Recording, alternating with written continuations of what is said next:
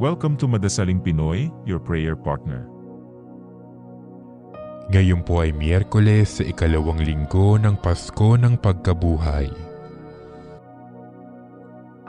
Ang mabuting balita ng Panginoon ayon kay San Juan.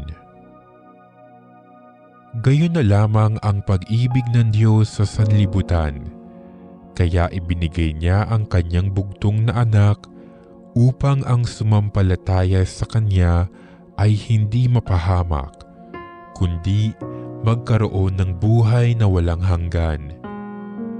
Sapagkat sinugo ng Diyos ang kanyang anak, hindi upang hatulang maparusahan ang sanlibutan, kundi upang iligtas ito sa pamamagitan niya.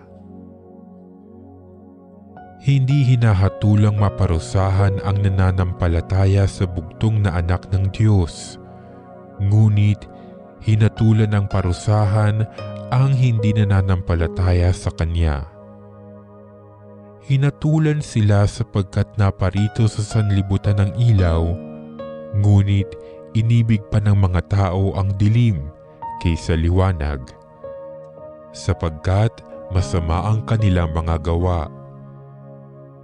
Ang gumagawa ng masama ay ayaw sa ilaw at hindi lumalapit dito upang hindi mahayag ang kanyang mga gawa. Ngunit ang namumuhay sa katotohanan ay lumalapit sa ilaw. Sa gayon, nahahayag na ang kanyang mga ginagawa'y pagsunod sa Diyos. Ang mabuting balita ng Panginoon.